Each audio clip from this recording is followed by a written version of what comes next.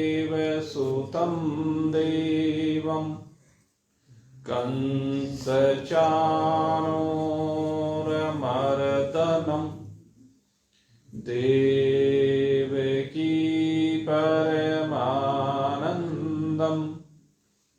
कृष्णं वन्दे जगद्गुरुं नारायणं नमस्कृत्य नरं चैव नरोत्तमं देवीं सरस्वतीं व्यासं ततो जयम् उदीरये।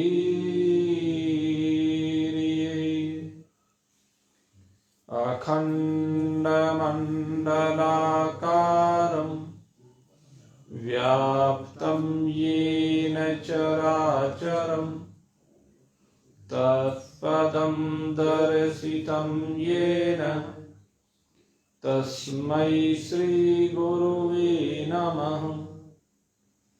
विशुद्धानन्दनामाय ज्ञानोदपत्यादिहेतवे तापत्रय विनाशाय सद्गुरुदेवाय नमो नमः। यं परव्रजन्तमनुपेतं प्रीतिकृत्यं द्वैपायनो विरहकातर आजुहावः पुत्रेति तन्महतया तरवोऽभिनेदुस्तं सर्वभूतहृदः मुनिमानतोऽस्मि।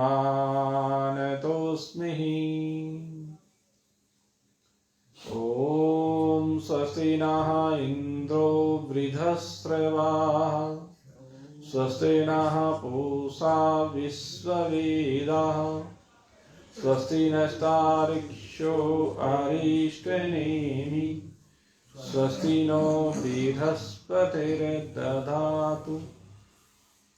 ॐ भद्रं कर्णेभिः शृणुयाम देवा भद्रं पश्येमाक्षभिर्यजत्राः स्थिरैरङ्गैस्तुष्टुवां स्वस्तनूराभिः व्यशीमदेवहितं यदायुः। शङ्करं शङ्कराचार्यं केशवं बादराय नमः। सूत्रभाष्यकृतो वन्दे भगवन्तः पुनः पुनः। ईश्वरो गुरुरात्मेति मूर्तिभेदविभागिनी व्योमवद्व्याप्तदेहाय दक्षिणामूर्तये नमः। ॐ पूर्णमदः इदं पूर्णात् पूर्णमुदच्यते पूर्णस्य पूर्णमादाय पूर्णमेवावशिष्यते।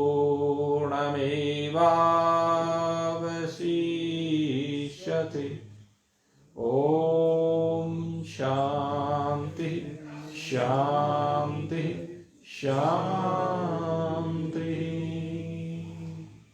बोले सच्चिदानंद भगवान की जय। मोर मुकुटवंशी वाले की जय। श्यावर रामचंद्र भगवान की जय। उमापति महादेव की जय। पवन सुत हनुमान की जय। बोलो भाई सब संतन की जय। बोलो भाई सब भगतन की जय। जय जय श्री राधे जय जय जय जय श्री राधे। बोल सचिया जोता वाली माता तेरी सदा ही जय।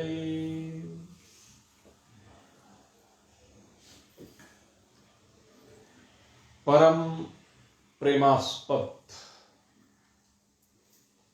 भगवत चरणारविंदों में अपने मन को लगाकर निरंतर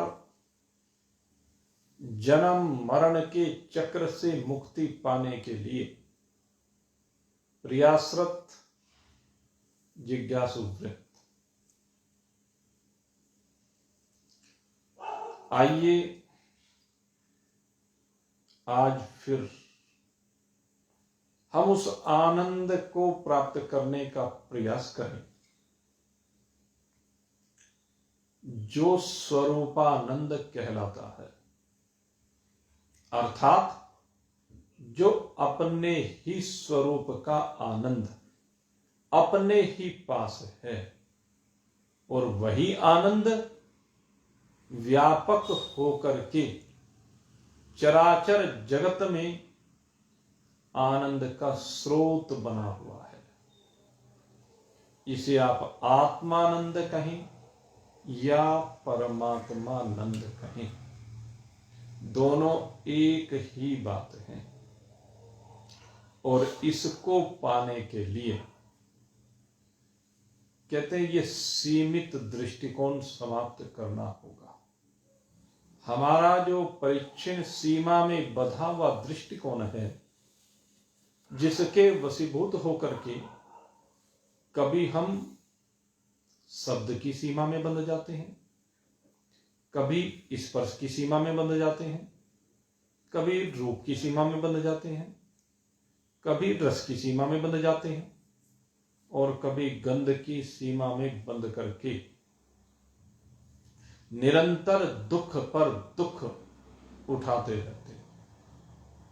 क्योंकि जब भी किसी को किसी सीमा में बांध दिया जाए तो समझ लीजिए उसको पशु बना दिया गया है। जैसे एक पशु को साकल से बांध करके एक खूंटे से बांध दिया जाता है, तो साकल की लंबाई जितनी उस पशु की सीमाएं हैं, वो उतने से सीमित क्षेत्र में भ्रमण कर सकता है, अपनी गतिविधियां कर सकता है। ठीक इसी प्रकार से हम भी जब सीमाओं में बांध दिए जाते हैं, चाहे वह अज्ञान के द्वारा बांधे जाने वाली, नीचे की ओर ले जाने वाली या ऊपर की ओर ले जाने वाली किसी भी प्रकार की सीमाएं हों, ये नहीं कि जो हमें नीचे लेकर जाती हैं, पतन की ओर लेकर जाती हैं गतिविधियां, उन्हीं से हम बंधते हैं। जो ऊपर ले जाने वाली हैं उनसे भी हम बंध से जाते हैं। और दूसरे ऊपर ले जाने वाले जितने दृष्टिकोण हैं, कई बार साधकों को देखा गया है कि उनके दृष्टिकोणों में मतभेद होता है और उस मतभेद के वशीभूत होकर के वो साधक अपनी साधना को श्रेष्ठ मानने लगता है, दूसरे की साधना को निम्न मानने लगता है, जो उसके अंदर अहंकार का पुट ले आता है और वो अहंकार उसे फिर नीचे ले जाता है। आप ऊपर ले जाने वाली किसी भी सतोगुणी गतिविधि से अगर बंधे हुए हैं, है तो वो बंधन, लेकिन उस गतिविधि के साथ एक चीज का ध्यान रखना है कि आप उसके द्वारा किसी की उपेक्षा नहीं कर रहे, आप वो करते हुए किसी दूसरे की निंदा नहीं कर रहे हैं। संसार में जो निंदा का दुख है ना, ये बड़ा भयंकर है, रोग है ये, दुख क्या कहें, निंदा रोग है और ये हम सबको लगा हुआ है। इसलिए इसकी सीमा से बाहर निकलें, और इसकी सीमा से बाहर जब हम निकल जाते हैं तो पंच विषयों की सीमाओं से बाहर निकलने में यह हमारा सहायक बनता है। हम इन सीमाओं से बाहर आकर के अपने आप में विराजमान हों, हम इन बंधी हुई गतिविधियों से बाहर निकल करके जो उत्थान की ओर ले जाने वाली गतिविधियां हैं, उनमें अहंकार से विरहित होकर के आगे बढ़े। जब अहंकार से विरहित होकर के हम अपने पग आगे की ओर बढ़ाते हैं, दूसरे का सम्मान करते हुए हम अपनी गतिविधियों को आगे बढ़ाते हुए हैं, किसी का तिरस्कार न करते हुए अपनी गतिविधियों को आगे बढ़ाते हैं, तो ये हमारी उन्नति में सहायक हो जाती है। यद्यपि ये समस्त गतिविधियां भी बंधन की प्रतीक हैं। जो जीवन मुक्ति के अभिलाषी हैं, वो धीरे धीरे इन उन्नति की ओर ले जाने वाली गतिविधियों से भी विरक्तता को प्राप्त होते चले जाते हैं, और जैसे जैसे विरक्तता आती चली जाती है, वैराग्य आता चला जाता है, राग द्वेष निवृत्त होता चला जाता है, संग्रह की प्रवृत्ति समाप्त होती चली जाती है, और ये जीव यही परमात्मा के साथ जुड़ करके आनंद की अनुभूति करते चला जाता है। तो इसलिए मेरे मित्रों, अपने जीवन को आगे लेकर के चलें आनंद की ओर, सुख की ओर, क्योंकि हम सब यही चाहते हैं। हम सब इसी में रमना बसना चाहते हैं। हम सब दुखों से सदा सदा के लिए छुट्टी चाहते हैं। तो ये आवश्यक है कि हम इन गुणों की सीमा से बाहर निकलें, हम निर्विकारता में आए, गुणों की सीमाओं से बाहर निकल करके परमात्मा के साथ जुड़ते चले जाएं, उसके साथ एक रूप होते चले जाएं। और अन्यथा तो भाई देखो, सीधी सी बात है, इस आत्मज्ञान के पथ पर चलने वाले साधक भी अगर भटकते फिरेंगे तो भाई चैन को प्राप्त नहीं कर सकते, क्योंकि भटकाव जो है ना, धक्के खाना, रोज कभी यहां जाए, कभी वहां जाए, कभी इधर कभी उधर भटके, कभी इसके पास कभी उसके पास। भाई इन सब चीजों से बाहर निकलने की आवश्यकता है। अपने आप को अब इन बंधनों से बाहर निकालिए। जैसे जैसे इन बंधनों से बाहर निकलोगे, आत्मदर्शन स्वतः होता चला जाएगा।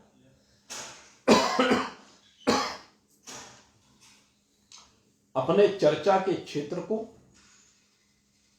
कम कीजिए, और जो चर्चा का क्षेत्र है वो आत्मज्ञान से संयुक्त कीजिए, अन्यथा तो भटकते रहो भाई।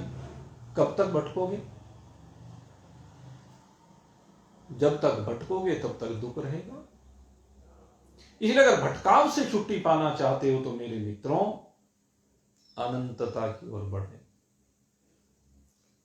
ये जो मन है ये भी अनंत है, इसकी वासनाएं अनंत हैं, इसकी इच्छाएं अनंत हैं, इसकी कामनाएं अनंत हैं, इसकी स्पृहा तृष्णा अनंत है।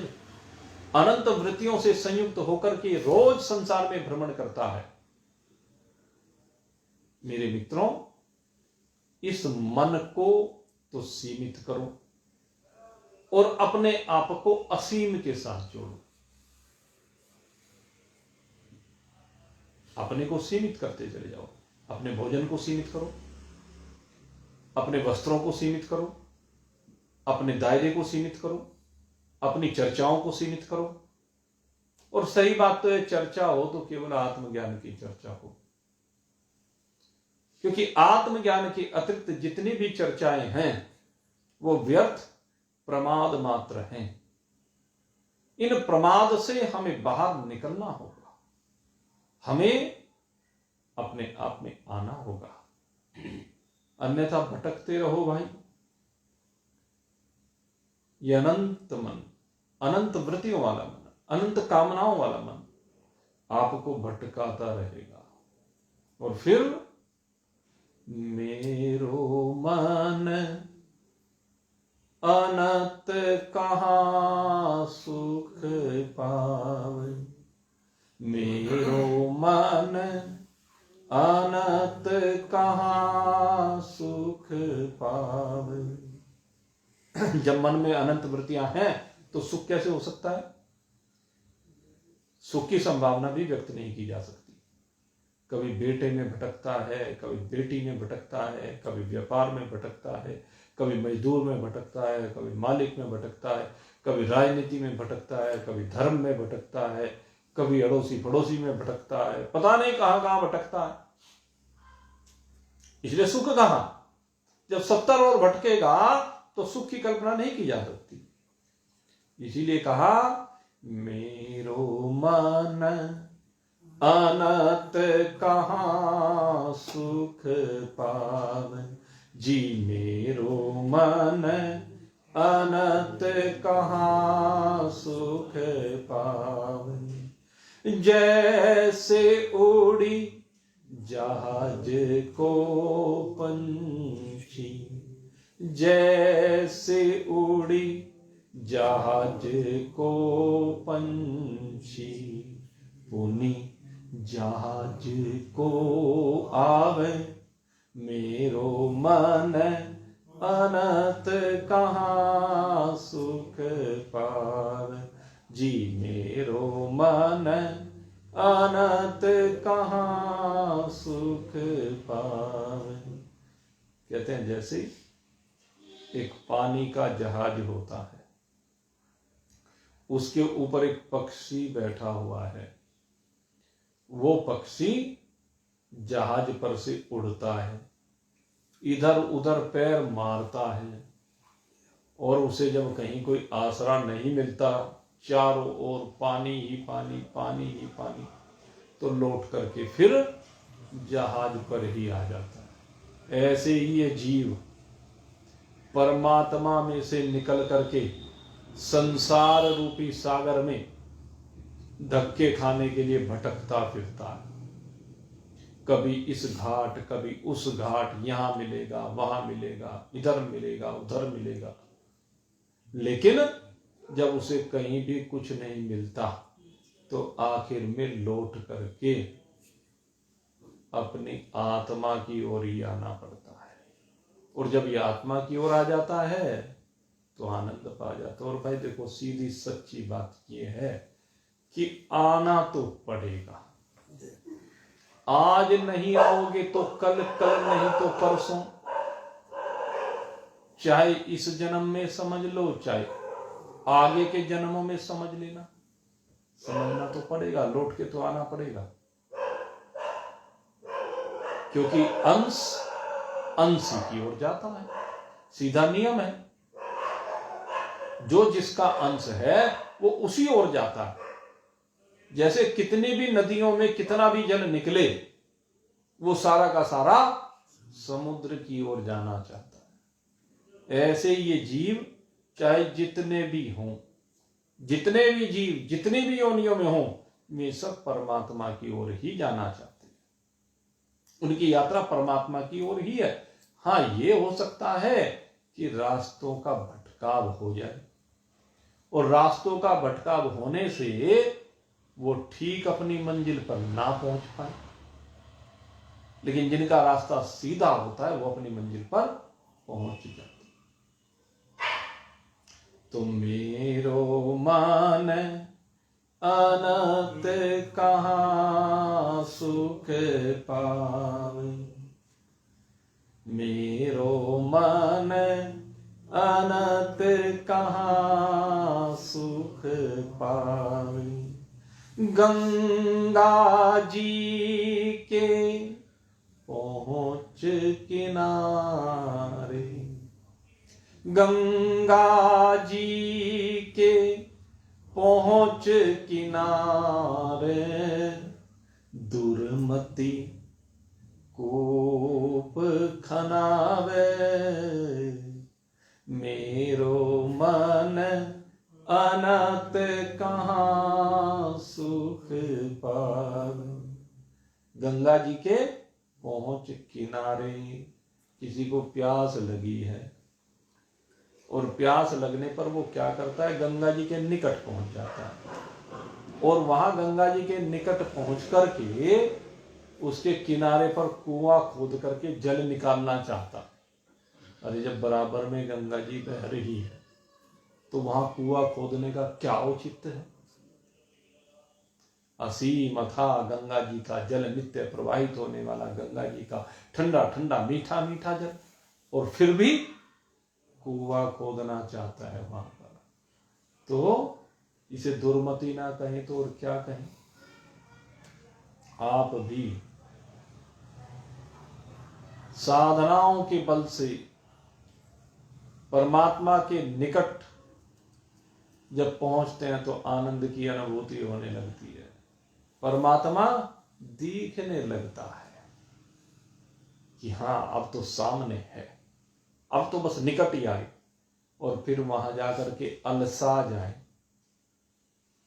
कि बस अब वहां तक नहीं जाया जाता। भाई चाहे 1 गज की दूरी पर रह जाए, मंजिल तो दूरी तो है ही। चाहे बीच में घिरने से पर्दे जितनी दूरी हो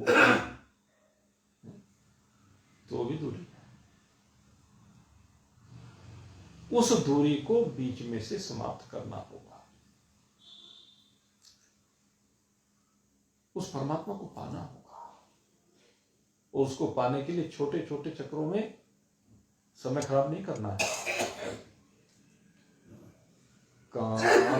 कामधेनु सी, कामधेनु सी गैया पाई के, कामधेनु सी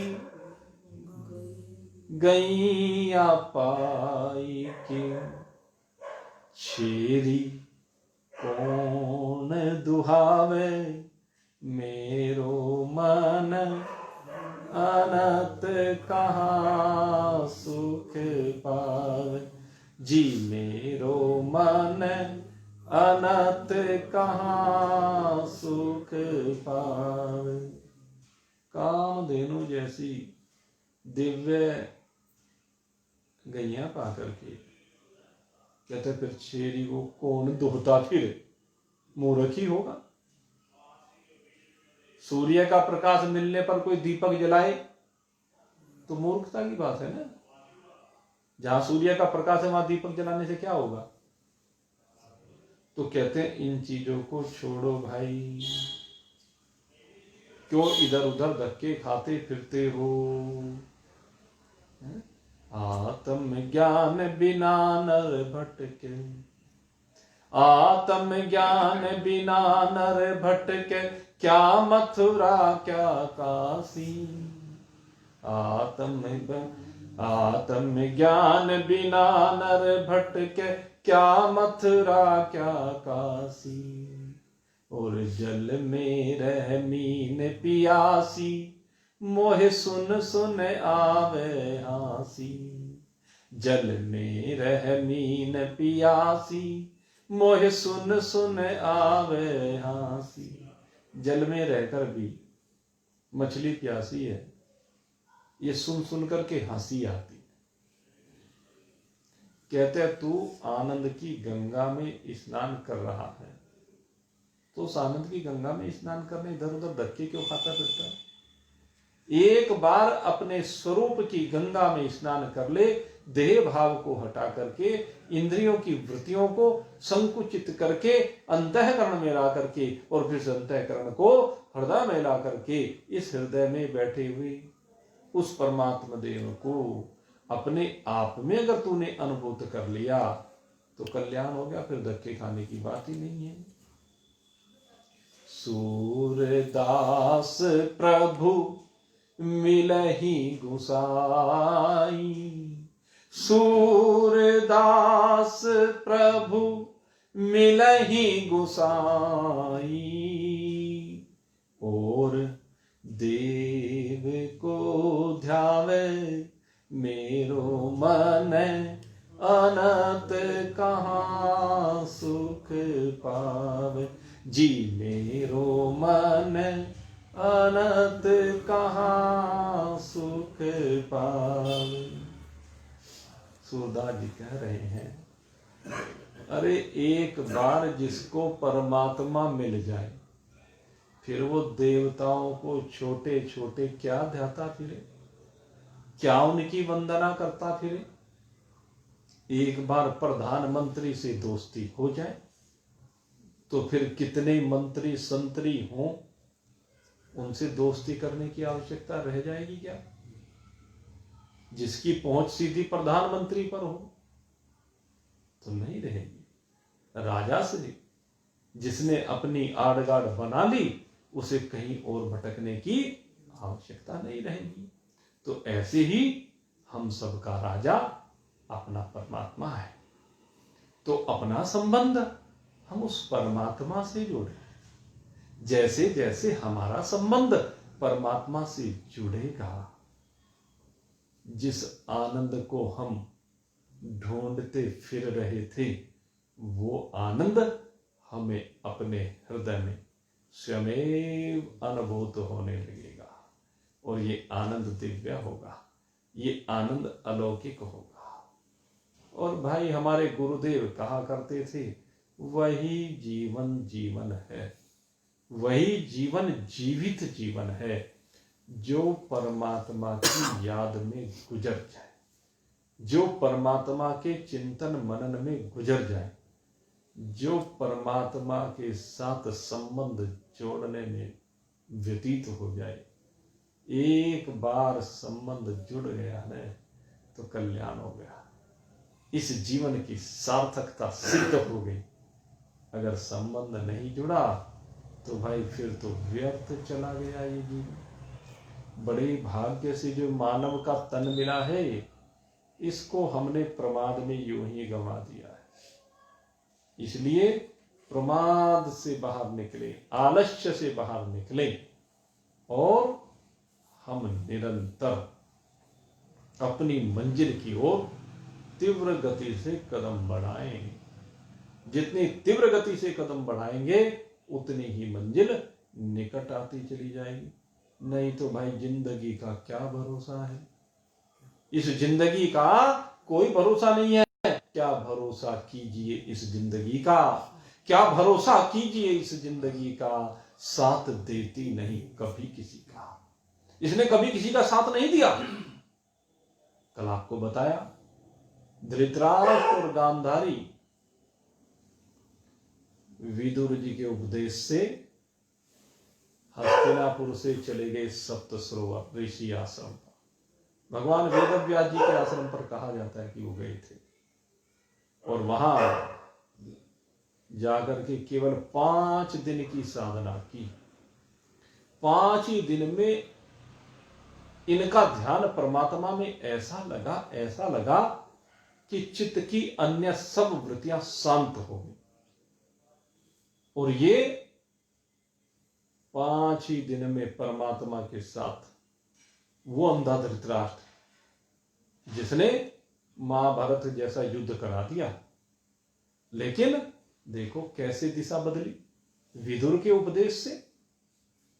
विदुर ने उपदेश दिया और 5 दिन में कल्याण को प्राप्त हो गया। ऐसे मेरे मित्रों, दिशा बदलने की आवश्यकता है।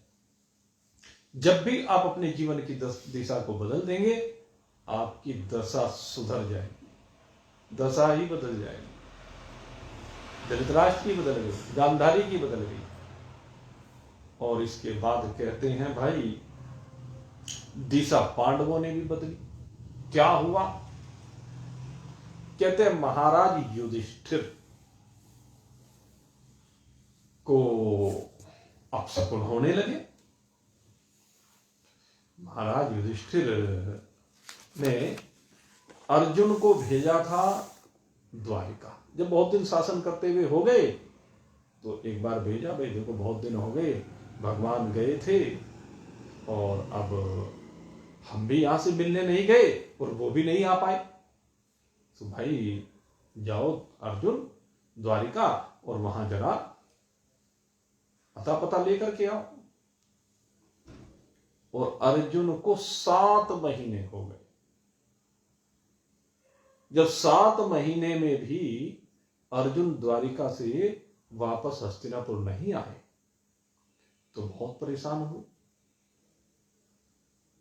युधिष्ठिर बड़े बड़े अपशकुन हो रहे हैं, आकाश में उल्कापात दिखाई देने लगा, पृथ्वी में भूकंप आने लगे, शरीर में रोग उत्पन्न होने लगे। पहचान है ये, अपशकुन इन्हीं को कहते हैं। जब ऐसा दिखने लगे ना तो ये पहचान है कि भाई यात्रा विश्राम की तरफ जाने वाली है। तो युधिष्ठिर ऐसे ऐसे अपशकुन देख रहा है। और जब भी वो कोई भी कार्य करे तो बाएं अंग फरकने लगे हैं, बार बार बाईं भुजा फरकती है, बाईं आंख फरकती है, बार बार हृदय जोर जोर से धड़कने लगता है। तो युधिष्ठिर कहने लगे, भीम जरूर कुछ ना कुछ अनिष्ट होने वाला है। ऐसे जो अपशकुन हो रहे हैं, जरूर कुछ न कुछ अनिष्ट हो गया है, बुरा हो गया है, मेरी समझ में नहीं आ रहा। अरे जो अच्छे पशु हैं वे मुझे बाएं करके चल रहे हैं, पहले दाएं करके चलते थे, अब बाएं करके चलते हैं। गधे आदि बुरे पशु वे मुझे दाहिने करके चल रहे हैं, उल्टा हो रहा है। मुझे लगता है काल कुछ खेल खेलना चाह रहा है। मुझे लग रहा है सूर्य की आभा फीकी पड़ रही है, ऐसा प्रतीत हो रहा है। मुझे ऐसा लग रहा है कि जैसे आकाश में आग लग रही हो। ये भयंकर काल पता नहीं क्या करने वाला है। अर्जुन को गए हुए इतना समय हो गया, आखिर वो आया क्यों नहीं? क्या बात है? द्वारिका में सब ठीक ठीक तो है ना? लेकिन भीम भी क्या कहे? जो स्थिति युधिष्ठिर की है वही भीम नकुल सहदेव की है। बहुत भयंकर उत्पातों को देखकर बहुत चिंता कर रहे थे, और चिंता तो होते होते एक दिन युधिष्ठिर ने देखा कि अर्जुन आ रहा है। लेकिन जो अर्जुन आ रहा है, अर्जुन बड़ा आतुर है। ऐसा आतुर उसको पहले कभी नहीं देखा। मुंह लटका हुआ है, आंखों से आंसू बह रहे हैं, शरीर की कांति समाप्त हो गई है, और अर्जुन ने जैसे युधिष्ठिर को देखा, तुरंत युधिष्ठिर के चरणों में गिर गया। युधिष्ठिर कहने लगे, जो नारद मुनि कह कर गए थे, लगता है समय आ गया है। अर्जुन रुदन कर रहा है। युधिष्ठिर ने पूछा, भैया अर्जुन, तुम द्वारिका गए थे, वहां जो हमारे स्वजन हैं, हमारे संबंधी हैं, वो अंधक और वृष्णिवंशी जो यादव हैं, हमारे मामा जी हैं वसुदेव जी, हमारी मामी जी देवकी हैं, वो देवकी अपनी सातों बहनों के साथ सुखपूर्वक तो है ना, वहां सब ठीक ठीक तो है ना, कोई किसी किस्म का वहां पर कोई घटना तो नहीं हुई, महाराज उग्रसेन तो ठीक है ना, कृतवर्मा, अक्रूर आदि सब यादव ठीक से है ना, और भगवान के वो पुत्र प्रद्युम्न, पौत्र अनिरुद्ध, भगवान बलराम जी, जामवती नंदन साम, कहने वो सब ठीक ठीक तो है ना, द्वारिका में सब कुशल तो है ना। बड़े अधीर से हो रहे हैं युधिष्ठिर। कहते हैं भगवान श्री कृष्ण जो सुधर्मा सभा में विराजमान होते हैं, भगवान श्री कृष्ण की सभा का नाम सुधर्मा सभा। कहते हैं सुधर्मा सभा में विराजने वाले वो भगवान श्री कृष्ण, और उनके बाहुबल से सुरक्षित ये द्वारिका, वहां सब कुशल मंगल है ना। बड़े अधीर होकर के पूछ रहे हैं युधिष्ठिर अर्जुन से, लेकिन अर्जुन चुप है, कुछ कह नहीं रहा है। अरे अर्जुन कोई बताओ तो सही, तुम स्वयं तो कुशल से हो ना, ऐसे दीनहीन से क्यों हो रहे हो?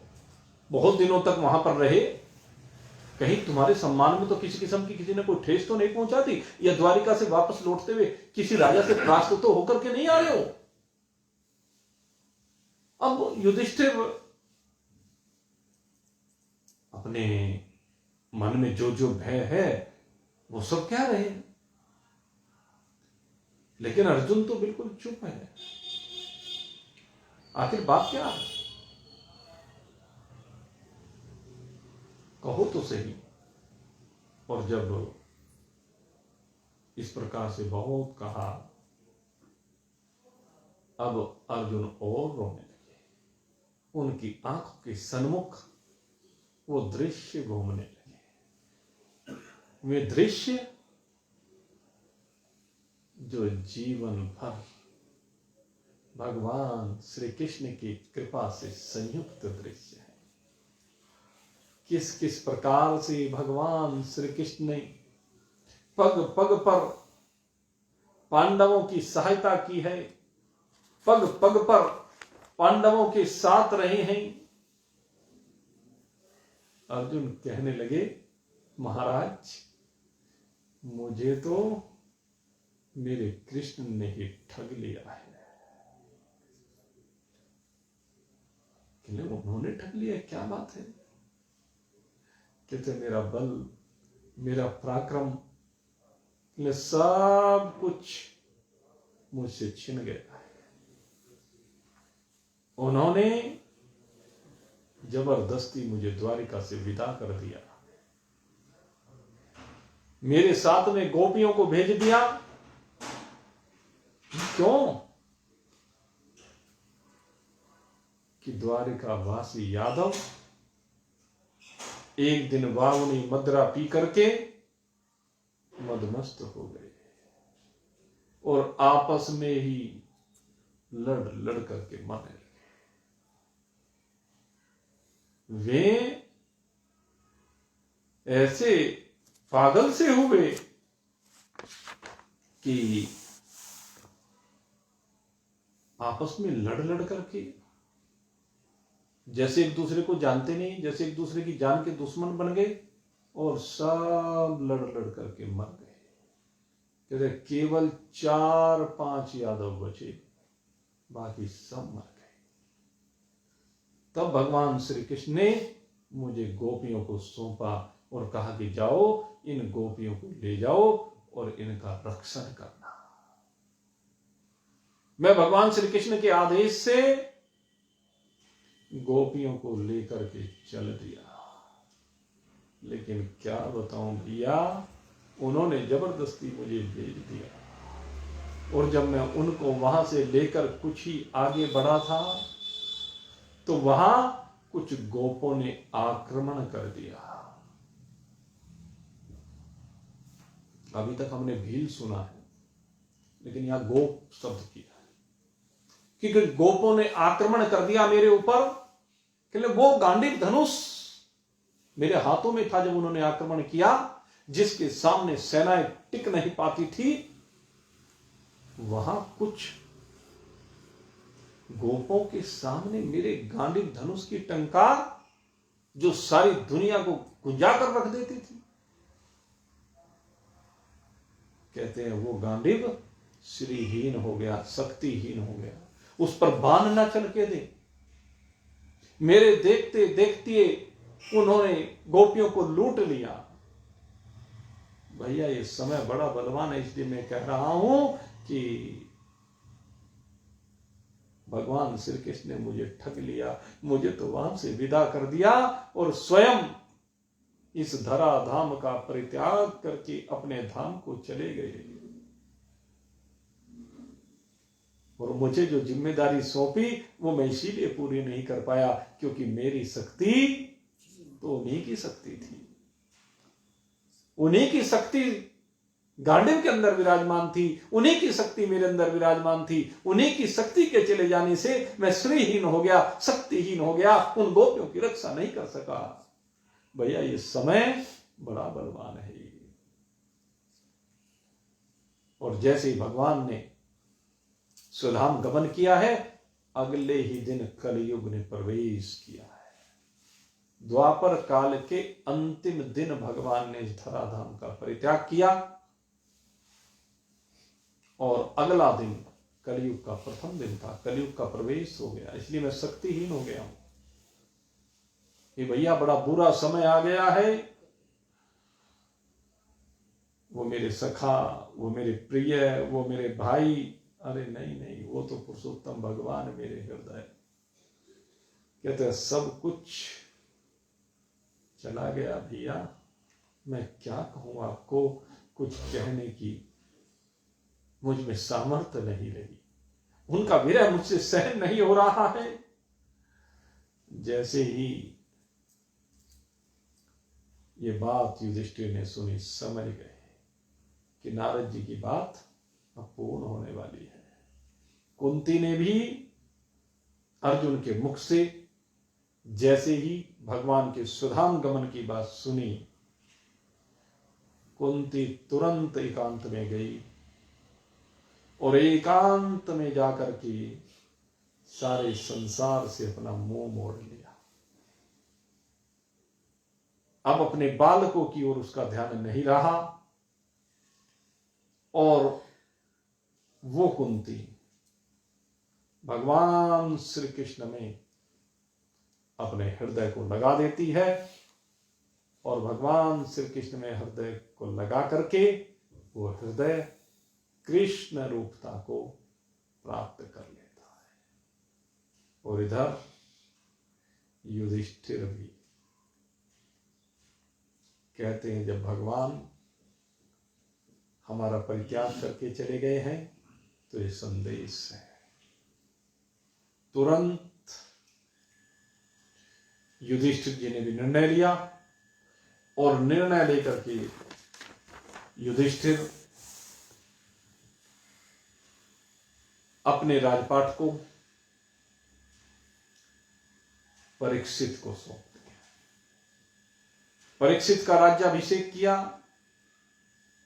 और परीक्षित का राज्याभिषेक करके उन्होंने प्राजापत्य यज्ञ किया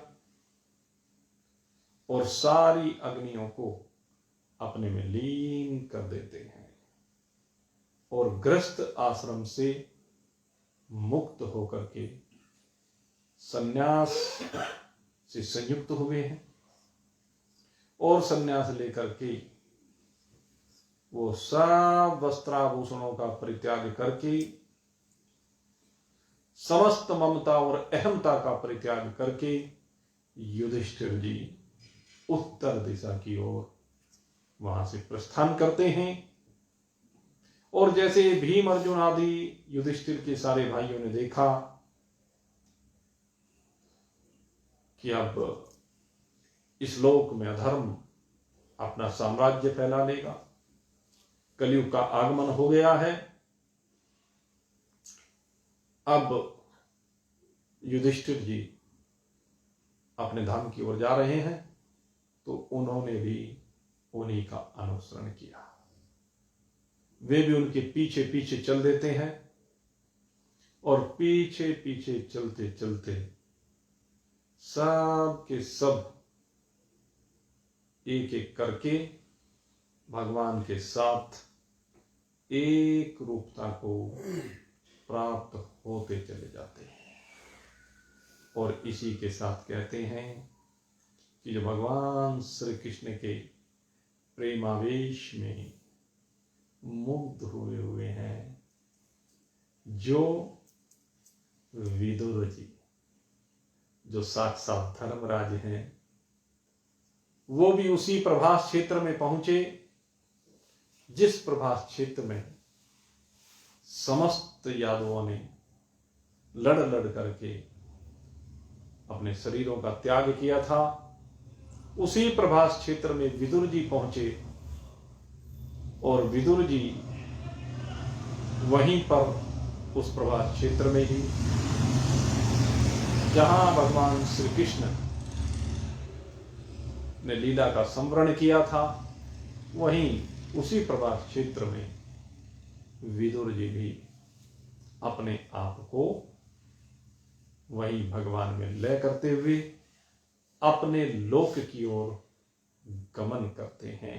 उनको लेने के लिए उनके पुत्र और यमलोक के उनके साथी कहिए, सहयोगी कहिए, वो आते हैं और उनके साथ साथ विदुर जी भी चल देते हैं।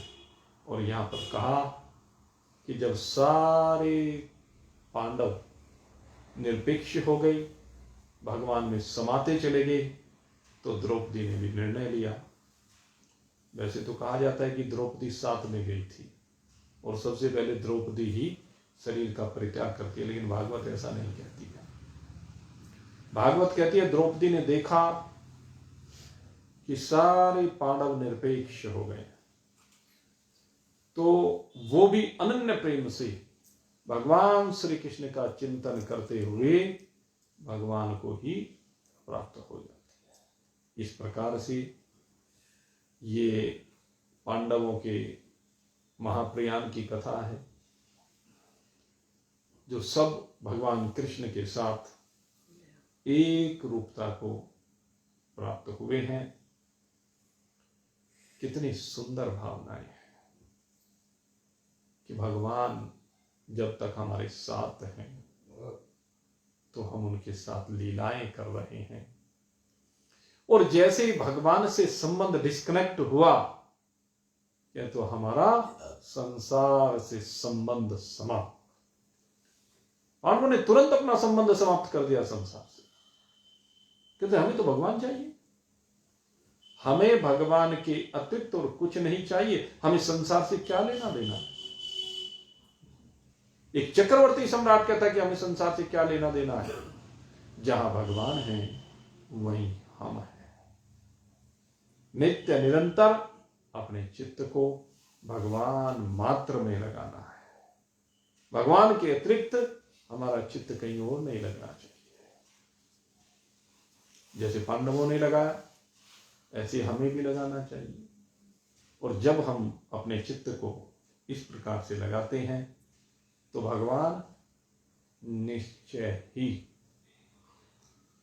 हमारे हैं ही भाई, वैसे तो प्राप्त होने वाली बात तो कहने के लिए है, हकीकत तो ये है कि भगवान हमारे हैं, सदा हमारे हैं। ऐसा नहीं कि आज ही हमारे हुए हों कल नहीं थे, या आज हमारे हो गए तो कल को नहीं रहेंगे, ऐसा कभी नहीं है। भगवान कल भी हमारे थे, आज भी हमारे हैं और कल को भी हमारे ही हैं। और भगवान ही हमारे सच्चे साथी, उसके अतिरिक्त और कोई हमारा सच्चा साथी नहीं है। और सबको तो छोड़कर जाना ही है, और सबको तो यही रह ही जाना है। एक भगवान ही हमारे सच्चे साथी, सच्चा साथी अविनाशी है, घट घट का एक निवासी है। सच्चा साथी अविनाशी है, घट घट का एक निवासी है। गए हाथ थमा निज साजन को, मरने जीने का ना बन सोगी। अब अपने वतन को चले योगी, अब अपने वतन को चले योगी। दुनिया का मेला देख चुके, अब अपने वतन को चले योगी। मेरे मित्रों, दुनिया का मेला तो बहुत देख लिया है, दुनिया का खेल तो बहुत देख लिया है, और दुनिया का खेल देखने के बाद इस खेल में से क्या निर्णय निकला है? सारी जिंदगी कपड़ घस करने के बाद धी जमाई ले गए, बउओं ने ले लिए पूत, और कह मनोहर जंगली रहे ऊत के ऊत। हकीकत है ये। कहते हैं हमारे गुरुजी, कहते हैं जितनी बेटियां पैदा की उनको तो जमाई लेके उड़ गए, वो अब तुम्हारी नहीं रही। कुछ दिन लगता है कि हाँ हमारी है, जब तक अपने पास रही।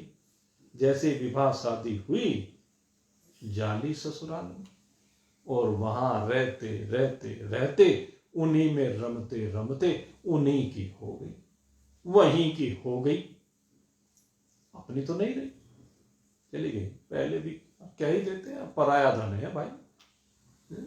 तो धी जमाई ले गए और बहुओं ने ले लिए पूत, और जो दूसरे की बेटियां अपने घर में आई, लड़कों को वो अलग लेके बैठ गई। मेरा है मेरा है, अब तो ये मेरा है, अधिकार है। तो वो अलग अपना ढपली अपनी राग अपनी गाने लगी, और आप पड़े रहो भाई। कौन पूछने वाला है बूढ़े बुढ़िया को? कोई नहीं पूछता भाई। मुंह दिखावे को थोड़ा सा कोई पूछ ले, एक आध बिरला होता है, एक आध बिरला।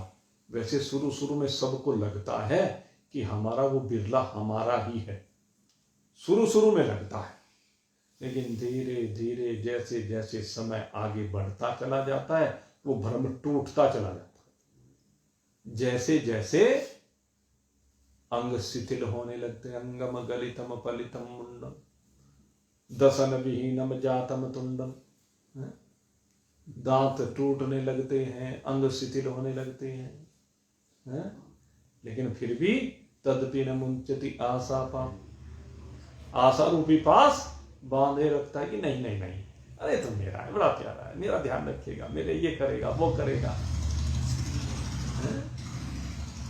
और फिर धीरे धीरे वो मोह टूटने लगता है। वो परिस्थितियां बन जाती है, मोह ना भी टूटे, वो भ्रम टूटने लगता है, क्योंकि परिस्थितियां ऐसी बन जाती है, शरीर में रोग आ जाते हैं। अब बच्चे भी क्या करें, ठीक होके नहीं दे रहे। अब बच्चे भी कुछ दिन चलो 2-4 बार दिखा लाएंगे, फिर कह लें पिताजी माताजी अब ये ठीक होने वाले नहीं, अब तो इनको ढोना ही पड़ेगा, अब क्यों बार बार इनको लेकर के परेशान होते हो और हमें भी परेशान करते हो। दोनों ही बातें, ये तो अब जाएंगे नहीं। अब जब जाने का समय था उस समय तुमने देखे नहीं इन रोगों को, शुगर आ गई जी, अब ये थोड़े ना जाएगी, बताओ चली जाएगी क्या? जिसको शुगर आ गई दम निकलने पे जाएगी भाई, निकाल के जा दम निकाल के जाएगी। जैसे दमा कहते हैं, दम के साथ जाता है। कौन सी बीमारी ऐसी, अच्छा बता दो बुढ़ापे में? किसी गठिया आज तक ठीक हुई क्या? किसी गठिया हुई ठीक? किसी को फेफड़ों में कोई रोग लग गया, ठीक हुआ क्या? गुर्दे में कोई रोग लग गया, ठीक हुआ क्या? किसी को कैंसर हो गया, दवा ली, ऑपरेशन कराया, उसके बाद भी दवाई नया खानी पड़ी हो, ऐसा हुआ क्या? सोचे तो भाई, वो तो दम निकाल के जाती है क्या? सबके साथ ऐसा ही होता है, और वो भी लाचार हैं, विवश हैं। इसलिए भाई शास्त्र कहते हैं तू वैराग्य से संयुक्त हो। ऐसा नहीं कि भाई अब तो कुछ कर सकता है, जो कर सकता है वो करता नहीं है, जो तुझे करना चाहिए वो करता नहीं। जो करना चाहिए वही तू कर सकता है और वो तू करता नहीं है। समस्या ये है। बुढ़ापे में, बुढ़ापा तो है ही इसीलिए 60 साल की उम्र में गवर्नमेंट रिटायर कर देती है, लेकिन ये लाला जी बैठे रहते हैं दुकान पे सारे दिन, ये दुकान छोड़ के नहीं देते, 70, 80, 80 साल के हो जाएं। ये भी दम निकाल के जाती है। अरे गवर्नमेंट ने रिटायरमेंट की उम्र 60 साल की है, तो अब रिटायर हो जाओ। रिटायर होने का मतलब क्या है? जिम्मेदारियां तुम्हारी पूरी हो गई। अब जिम्मेदारियां पूरी होने के बाद ना तो तुम्हारे शरीर में सामर्थ्य रही, अब तपस्वी का जीवन जियो। 60 साल के बाद तपस्वी का जीवन जियो। भोजन का संयम करो, वस्त्र का संयम करो, विषयों की ओर से इंद्रियों को पूरी तरह से हटाओ, संसार की भागादौड़ी को समाप्त करो। ये जो सांसारिक गतिविधियां हैं इनको विश्राम दो। रिटायरमेंट का मतलब ये है। और जो परिवार में मोह है, जरा एकांत में बैठो, परिवार में टांग मत अड़ाओ। बेटे बहू जो कर रहे हैं उनके किए में टांग अड़ानी बंद करो, हस्तक्षेप बंद करो। ये है रिटायरमेंट। रिटायरमेंट का मतलब यह है अब यहां से आगे की तैयारी शुरू कर दो, क्योंकि हमारा सच्चा साथी वही अविनाशी है। उस अविनाशी से मिलने के लिए अपनी तैयारी शुरू कर दो, उसकी ओर कदम बढ़ाना शुरू कर दो, उससे प्रेम करना शुरू कर दो, उसके साथ अपने तार जोड़ने शुरू कर दो। और अगर उसी में फंसे रहोगे तो हमारे पास समय कब बचेगा? समय निकालो भाई, और समय उन गतिविधियों से हट करके तब निकलेगा। अब सारे दिन दुकान पे थके हारे बैठे रहोगे, सारे दिन ड्यूटी दोगे, तो फिर तो भाई थकान ही थकान रहेगी। और जब थकान रहेगी तो नींद आएगी, भगवान में मन कहां लगेगा, तार कहां जुड़ा। बहुत लोग मेरे से कहते हैं, कहने लगे जी वो ध्यान नहीं लगता। भाई ध्यान इसलिए नहीं लगता, जब तू ध्यान लगाने बैठता है तेरे शरीर में इतनी सामर्थ्य ही नहीं रहती कि तू अब भगवान का भजन कर सके। अब वो भगवान का जब भजन करने बैठता है, थोड़ी सी तारतम्यता सी बनती है तो तुरंत शरीर शिथिल होने लगता है और उसे आराम मिलने लगता है, क्योंकि वृत्तियां अब कमजोर पड़नी शुरू हो जाती हैं। अन्यत्र जो वृत्तियां जा रही थी वो शांत होनी शुरू हो जाती है, तो वृत्तियों के शांत होते ही तो निद्रा में पहुंच जाता है। कारण शरीर की सामर्थ्य और शरीर जो फंसा पड़ा था सारे दिन काम धंधे में, उसमें थक गया। अब भाई जब तू थका हुआ भगवान का ध्यान करेगा कैसे काम चलेगा? थका हुआ नहीं, अलसाया हुआ नहीं। वह तो वो बात आती है ना, भाव को भाव अनख आलसहु, नाम जपत मंगल दिसि दसहु। गोस्वामी जी ने वैसे कहा है, लेकिन ये लगाने के लिए कहा है। मैं तो प्रैक्टिकल बात कर रहा हूं भाई। प्रैक्टिकल बात यह है, अलसाए हुए नहीं, प्रमाद में नहीं, थके हुए नहीं, बिल्कुल तरोताजा होकर के बैठो और तरोताजा होकर के परमात्मा के साथ अपने दिल के तारों को जोड़ो। और जब तार जोड़ दोगे ना, तो फिर उसके अतिरिक्त और कुछ सूझेगा ही नहीं, उसके अतिरिक्त कुछ दिखेगा ही नहीं। आपका रमण अपनी आत्मा में होता चला जाएगा। आत्मा में आकर के सब मन बुद्धि चित्त अहंकार सब लय हो जाएगा, सारी गतिविधियां शांत हो जाएंगी और आप आनंद की अपने आप में अनुभूति कर, नींद नहीं आएगी, बता दूं आपको, फिर नींद नहीं आएगी। नींद इसीलिए तो आती है भाई, शरीर थका हुआ है तो शरीर को फिर नींद चाहिए ही। और जब थका हुआ है नहीं, पहले थकान मिटा के बैठे हो। जैसे सुबह सुबह नहा धो के अपने व्यापार पे जाके बैठते हो तो उसमें नींद आती है। ग्राहक आए और तुम सो रहे हो तो काम चल जाएगा? दुकान पे बैठे हुए सो रहे हो तो काम चलेगा क्या? नहीं चल सकता भाई। जब संसार का काम नहीं चल सकता तो परमार्थ का कैसे चल जाएगा नींद में? इसलिए टुक नींद से अखियां खोल जरा और अपने प्रभु से ध्यान लगा। टुक नींद से अखियां खोल जरा और अपने प्रभु से ध्यान लगा। यह प्रीत करण की रीत नहीं, प्रभु जागत है तू सोवत है। उठ जाग मुसाफिर भोर भई, अब रैन कहाँ जो सोवत है। जो सोवत है सो खोवत है और जो जागत है सो पावत है। तो जागे, उत्तिष्ठ जागृत प्राप्त वरान्य बोधत है। उठिए, जागिए, महान पुरुषों की शरण में जाकर के अपने स्वरूप का बोध प्राप्त कीजिए और आनंद से संयुक्त हो जाइए। इन्हीं शब्दों के साथ आज का यह सत्संग अब पर्यवसान को प्राप्त हो रहा है। कल फिर आपकी सेवा में 7:30 बजे शाम को हाजिर होंगे।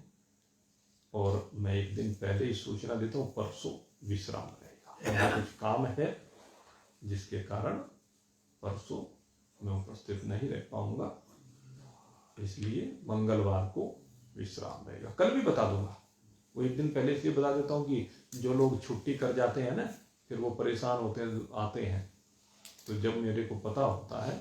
अब आप लोग तो कभी कोई छुट्टी कर ले, आप लोगों को तो सूचना देने की जरूरत नहीं है, लेकिन मुझे तो देनी पड़ती है ना। फिर आप सब लोग जो, अगर मैं सूचना नहीं दूंगा फिर आप सब लोग आएंगे, परेशान होंगे और फिर 2-4 बात कह के जाएंगे। भाई जब गुरुजी यहाँ रहना नहीं था तो कम से हमें बता तो देते, सूचना तो दे देते। हाँ, मैं दुखी कर दिया खाम इतनी दूर से चल गया। और है भी भाई बात सही। अब आप 1-1.5 किलोमीटर से चल के यहाँ पे, अब कोई कहीं से आता है, कोई इधर से, पूरब से, पश्चिम से, उत्तर से, दक्षिण से, चारों दिशाओं से आप लोग आते हैं कथा सुनने के लिए, और फिर आकर के परेशान हो। सर्दी का मौसम हो रहा, इस सर्दी में आप आ रहे हैं, यही बहुत बड़ी बात है। नहीं तो जो उनसे के अंदर अभी उतनी जागरूकता नहीं है, वे अपना पड़े हुए सो रहे हैं। तो सोने दो सोने वालों को, और खैर अपने मन को परमात्मा में लगाते रहिए और आनंद मनाते रहिए। आप सबके लिए बहुत बहुत शुभकामना करते हुए अब यहीं पर विश्राम। बोलिए सच्चिदानंद भगवान।